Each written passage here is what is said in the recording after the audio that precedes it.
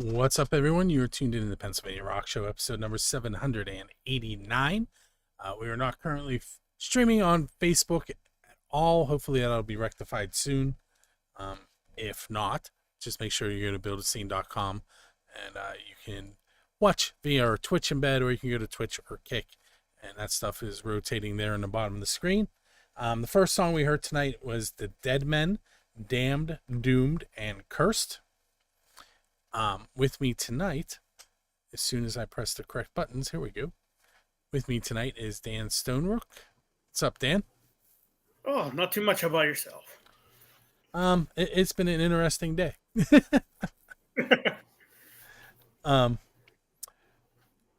So we're gonna start right off with the video, because I really want to play that song and I can't, as I was telling you off the air.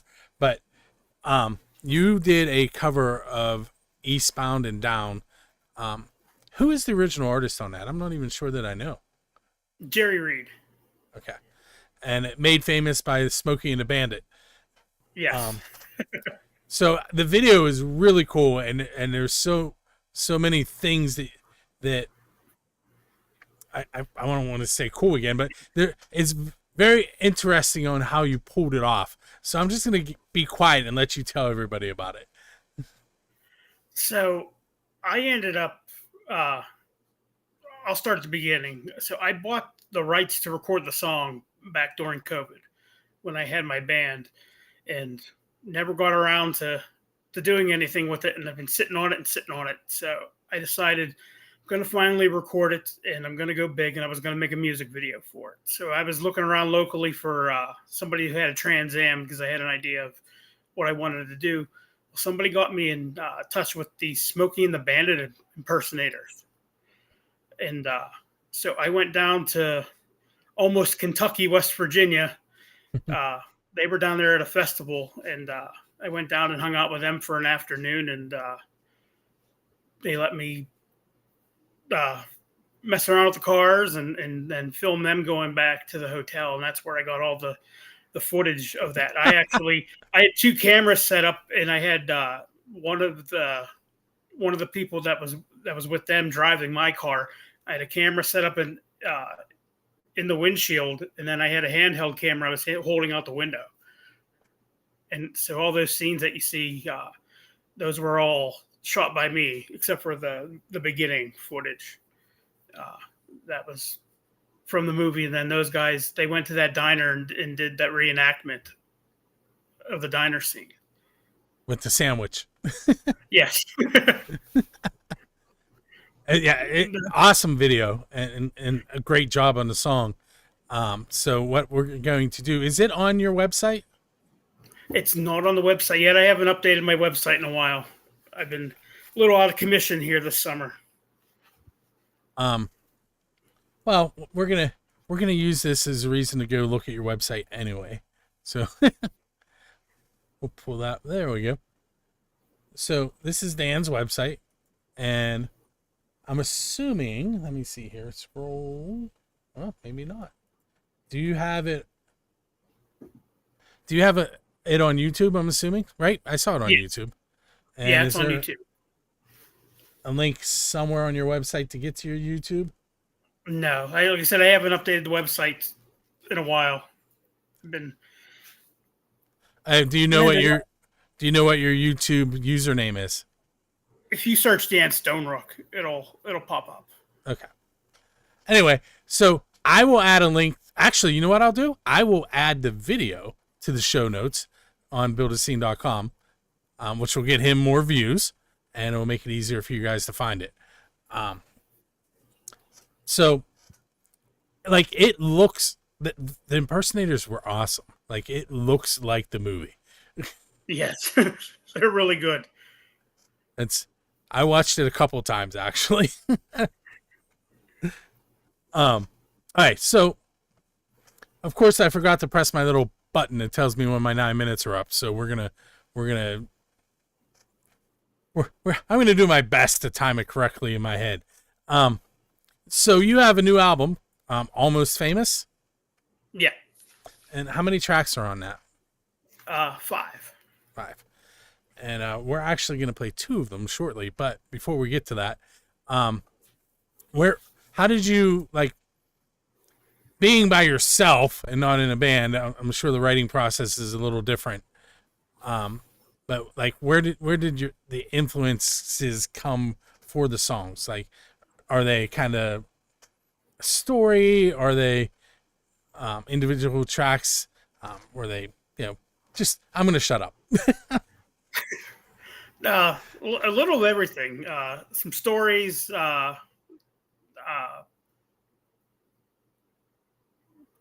character building, personal stuff. Just a mix of everything. Is there a song in particular? Like we're gonna play Tennessee Hannah and I Hear You Knocking. Did I get those titles right? Yeah. Okay. You want to tell us about one of those songs or one of the other tracks off the album? Tennessee Hannah. It's about a girl that I knew, or I still know her. Met, of all places, she lived outside of Bristol, Tennessee, but met in northern Pennsylvania at a gig. She saw a show I did, and I did a song about a abandoned drive-in movie theater from out there, and it caught her attention. She knew exactly what I was talking about in that song. Was that Highway 11? Yeah. Yeah. I knew that. So I actually had that in my. That's what we were going to play before you sent me the new ones. You see it scratched off. So during COVID, one of the local theaters rented the theater, and we're doing outdoor plays and theater stuff there. So people would drive in and watch from their cars to do the social distancing. So she got a hold of me and told me about that. And I thought that was really cool. And then a group just bought the theater here in the past year and a half, 2 years, and reopened it. So when I went down to Bristol a couple years ago to play a bunch of weekend gigs down there, and we met up.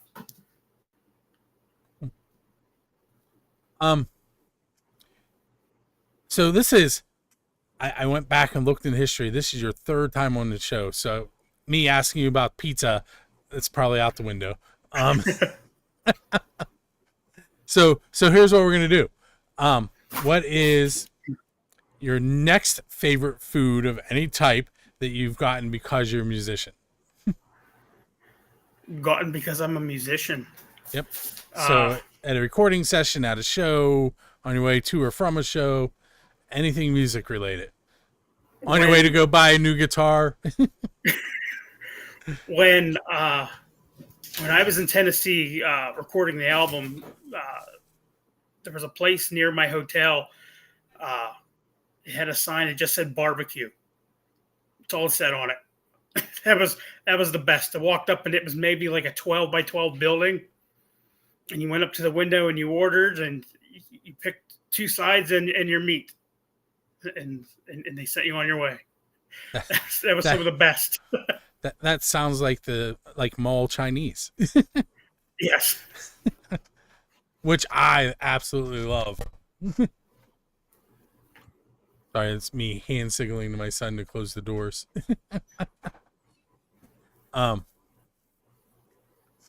So speaking of my son and buying guitars, my son recently started playing bass in March, and he's already trying to buy his third bass. Nice. Yeah, I don't know if I agree with that.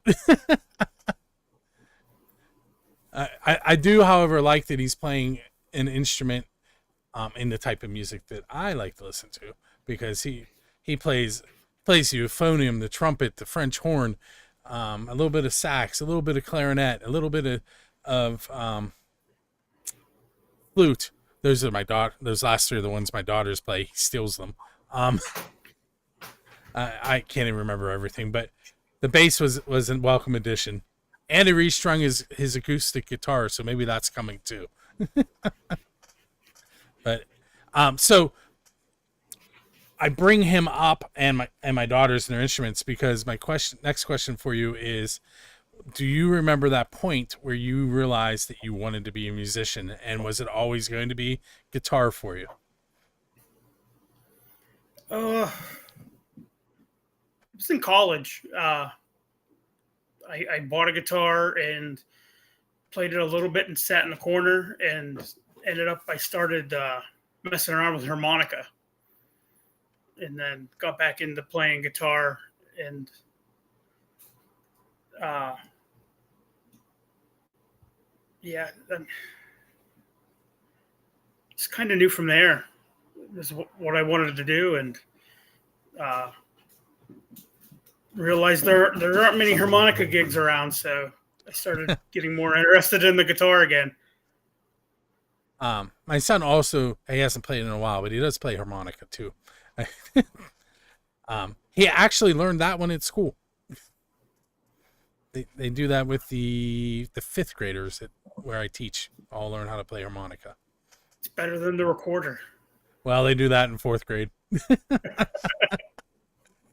All right, so we're going to take our first break. I have some tickets to give away for Dressing Entertainment, and we'll be right back with Dan.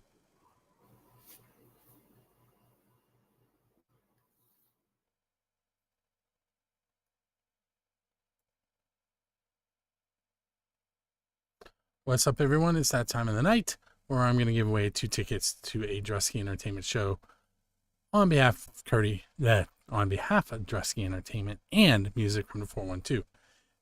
This show is Dwayne Betts and Palmetto Motel at the Oaks Theater. It is a Saturday, October 4th show, all ages. Tickets range, head to Dressing Entertainment for that information. I see 43.65, 65.40, 70.65. Your best bet is to go to Dressing Entertainment to see what that is. So the opener is Jamie Watt. And we had 4 people sign up for this one. It was Keith Ladig, Nikki Praza, Jody Nides, and Andrew Carr. They are each on my wheel a bazillion times. I'm going to hit shuffle twice and spin. And we're going to find out who the winner of those tickets is. And it's Andrew Carr. Andrew, keep an eye on your email. You'll be receiving an email from myself and a follow-up email from Dressing Entertainment. Tell you how to get those tickets. For everybody else, head to musicfrom412.com/contest to see what other shows we have tickets to give away for. And with that said, I'm going to head back to my interview with Dan.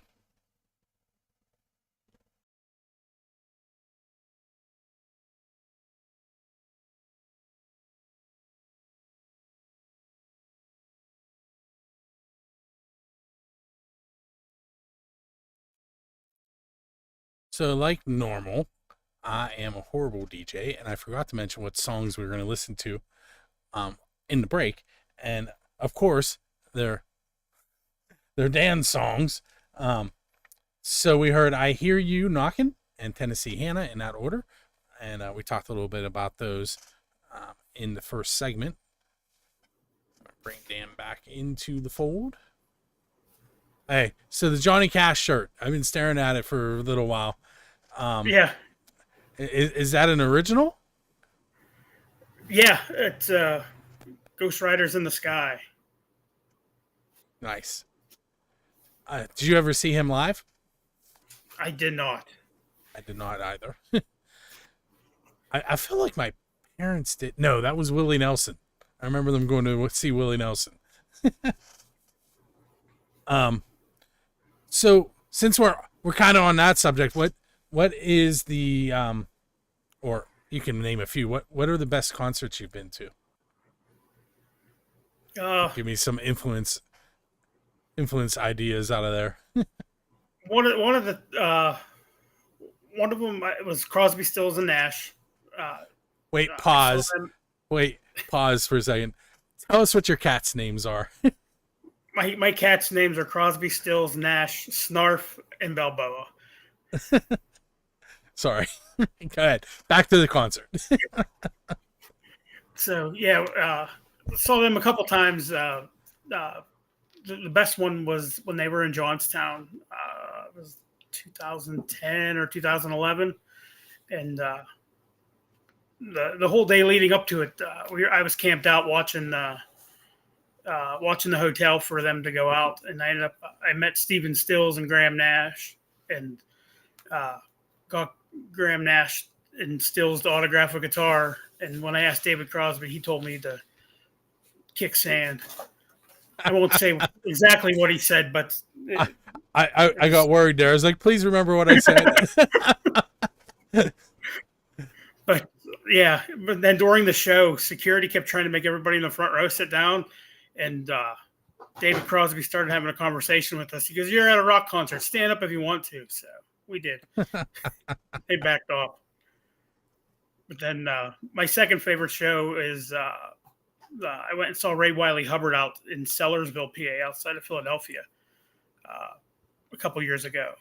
He put on a real great show. It was a small theater out there, and real intimate. Got to meet him. I went to both. He played 2 nights. I went to both shows and got to meet him both nights afterwards. Oh, nice. He was really, really a cool guy. I'm going to throw one out for me. I don't usually do that. I'm a huge Kiss fan, so everyone's going to expect me to say my favorite concert was a Kiss concert. But lately, I keep going back to, I saw Charlie Daniels at a rib cook-off. And, like, I was standing right in front of the stage watching him play Devil Went Down to Georgia and watching the bow break. It was so cool. that was a while ago, probably like 2006. Yeah, he was talented. If you were going to go on tour and hire me to drive your tour bus, what music am I playing in between shows as we travel the world? Oh my gosh. Probably just about anything. Everything but like rap and opera. I have a. I don't know that I've ever heard anyone say opera in that question. Not opera, but I have heard not rap a lot. I listen to a lot of stuff. That's like walking in my house. My daughters are constantly singing something and never the same genre. Thankfully, they're much better singers than I am. Yeah, my music algorithms on my phone don't know what to think. So my kids listen to anything from like modern pop to the classic rock and metal stuff that I listen to, which is, I'll give them the modern stuff because they are kids, but I love that and all 3 of them listen to the stuff that I grew up listening to, which I absolutely love. In fact, the first bass line my son played was Smoke on the Water, and the second one was Iron Man. So, well known, probably easy to play, but very well known. Yes. And then La Bamba was the next one. But so I probably asked you this before, but your answer might change. You're leaving a show, and there's a DeLorean sitting outside with its door in the air and a flux capacitor in the back seat, and you go back in time and join any band on stage. Who are you going to go play with? Oh, man. Oh, geez.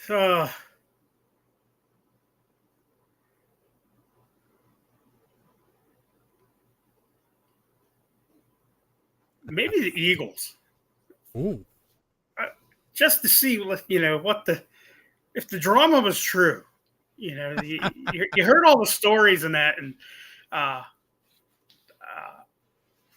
ended up, when I was in college, I friended Jack Tempchin on AOL Instant Messenger. He was one of the co-writers for Glenn Frey. He wrote Peaceful Easy Feeling, and a lot of the stuff Glenn Frey wrote, he was involved with. And he was such a nice guy, and I picked his brain on music. And then I follow Don Felder a lot on social media, and he responds a lot back to me when I comment on his stuff. And he just seems like a really cool, down to earth guy too. And just I'm curious to see, like, what the drama was like. And it sounds like that they're pretty easygoing if they're responding to people on social media. I have Facebook stuck in my head right now.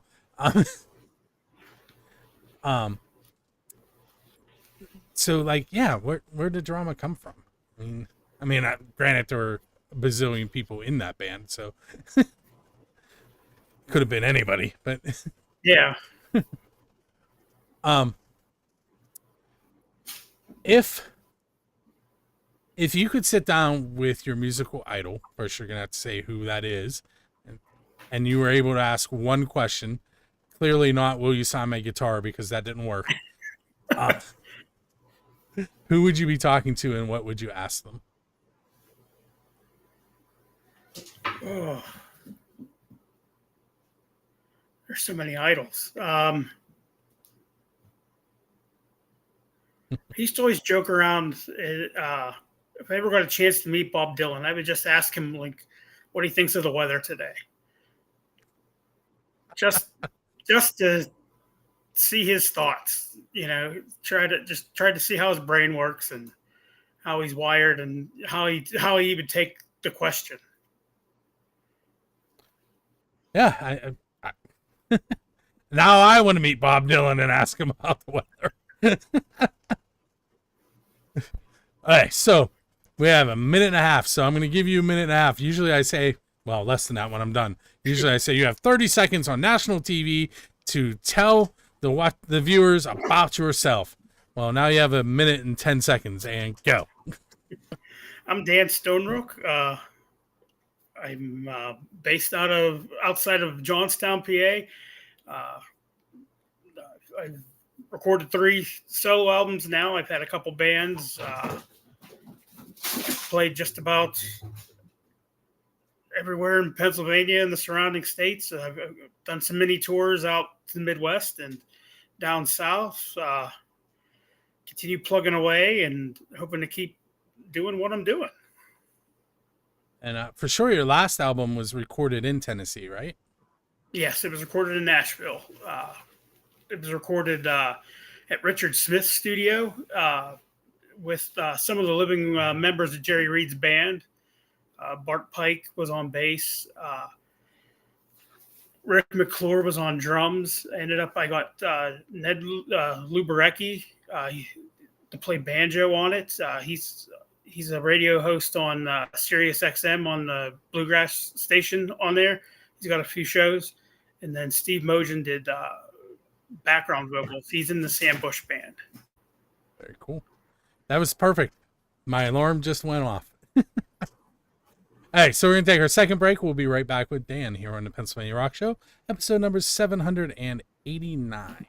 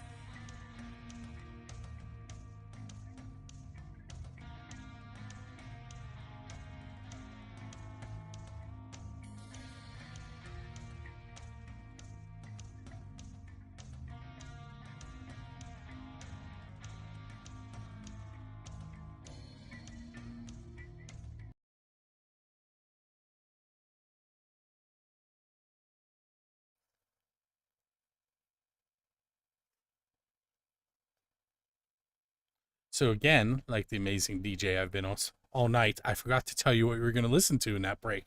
It was Donny Iozzo, Just a Little Bit Crazy, and we followed that with Danny Gotchner, The B-Side of Me. And we are on episode 789. With me is Dan Stonerook. I knew I was going to do that. Stonerook. I'm terrible DJ tonight. Every time I typed it to look at your website today, I put the B in it too. I don't know why. Cold work. I don't know why I want you to be Stonebrook, but it's Dan Stonerook. And for those of you that are not watching the video, his website is danstonerook.com. So DANSTONEROOK.com. Just like the chess piece.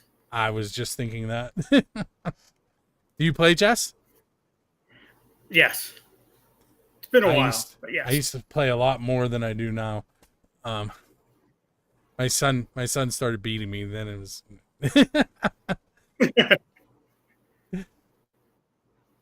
But I used to run chess club at my old school, but somebody else does it at my new school. So I haven't played in a while. But, all right. Anyway, that's it. Would you take a chessboard with you on tour? I would. That's a question I have never asked on this show. Yeah, I would. See, that's what. Forget we're not listening to music when you tour and I'm driving. We're going to play chess every time we stop.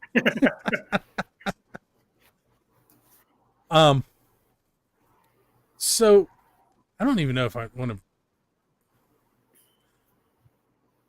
I'm not going to name the show, but there was a show that got all kinds of bad publicity, and you called them out on a whole lot of things, and you were right.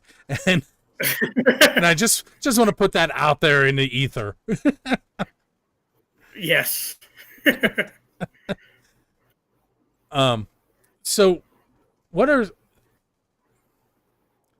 some shows that you have played that maybe festivals that you've played that are annual that you would like to tell people to check out? I've done the Millville Music Festival regularly. Played the Cambria County Arts and Heritage Festival a few times. Done the Indiana County Fair. I'm going to hobble my way back up on stage this year. I'm kind of excited about that one. I'm playing before Black Ridge on Wednesday. Oh, nice. I haven't seen those guys in a while, so it'll be fun to see them and hang out with them for a little bit. Yeah, they're my daughter Bria's favorite band. And now that Facebook has suspended me, I don't get to listen to their songs. Like I get to hear the original version that gets taken to the band sometimes from the songwriter. Like his mock-up that he plays to say, here, I want to do something with this. Now I'm mad at Facebook. Now I'm mad at Facebook. Hey, Zuckerberg. So let me think.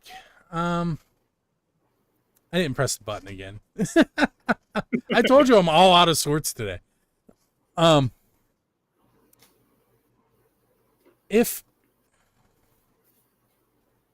we go. So Kiss once played to Sharks in Australia. Metallica and Jazz Byers from Music from the 412's Jazz's Rock and Road Show have both played it in Antarctica. What is a non-standard venue that you would like to play at? Just show up, pull out your guitar, and start playing. Oh, man. You're like, man, I didn't sign up for this tonight, Bill. Oh, gosh.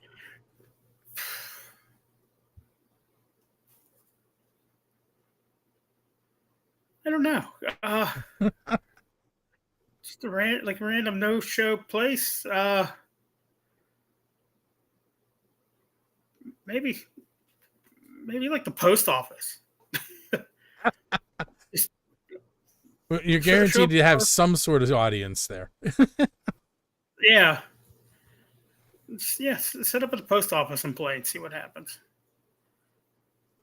They may ask you to leave. And not for any fault of yours. They might just like, what are you doing? Yeah. Who was it that just played at Sheets in Pittsburgh? It's a big name band. I can't think who it was.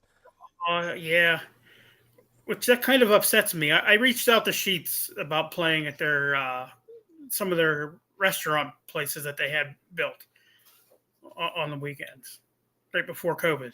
I thought that would have been a cool gig.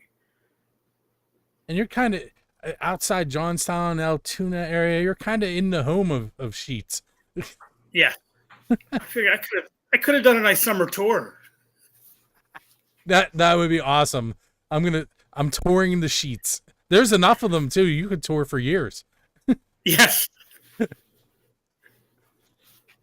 I had Sheets for lunch today, actually. There's one right by my school, and it was a clerical day, no kids yet, and then so I went to Sheets. um, Look at time. I'm thinking we have about 4 minutes. So, how many songs have you written? Because I know songwriters write a lot of songs that they don't always see the light of day. Do you know a number? Oh.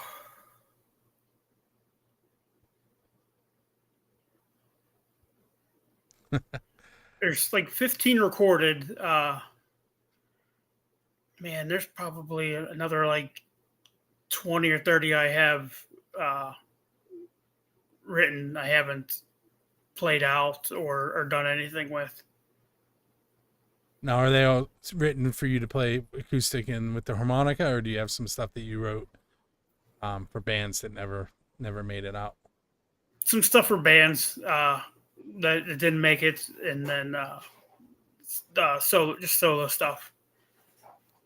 I got a couple things that I'm working on with mandolin, but I haven't had a chance to bust that out yet. I'm glad you're in my earbuds and not where my son could hear, because he'd probably go buy a mandolin. There's a violin in the house too. He doesn't know how to play it, but there's one here. So are you open to being in a band again, or you enjoy the solo thing? I'm open to a band again. I've been talking with my brother, Bill. He was in the last band I had, Wounded Moose, and we were throwing the idea around again about putting a band together. What's he play? He plays guitar. Cool. Does he sing too? No.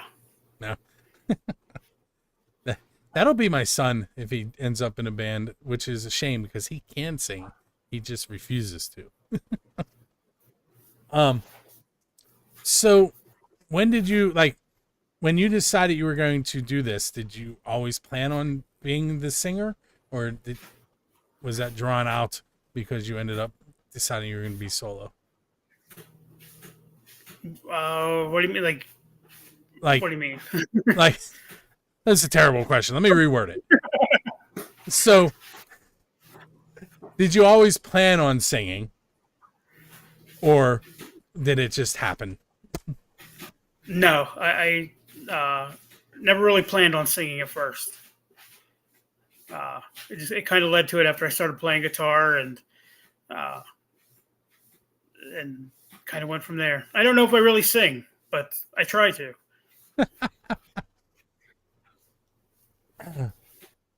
So, let's go with one more question, and then I'm going to give you a moment to do some more marketing. Let's see. Okay.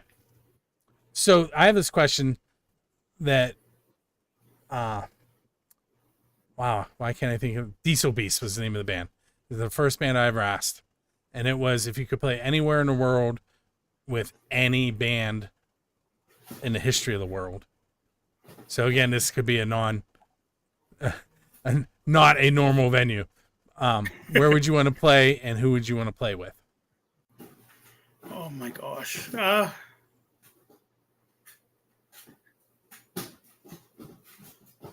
Man. Somewhere like in Europe. And I'd have to say, I think it'd be pretty fun to play with Led Zeppelin. Nice. Their answer was they wanted to play at Stonehenge with Dio. And that's why it's called a Diesel Beast question. Okay, Dan. So your website is danstonerook.com. Where else can people get a hold of you? And do you have any shows that you want to mention? Yeah,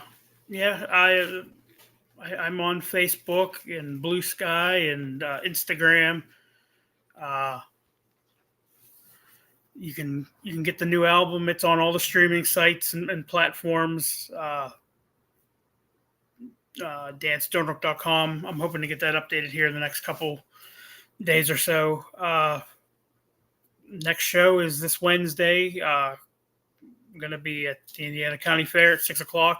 And then Friday, I'm going to be at Arts Altoona. I'm going to be opening up for Richard Smith.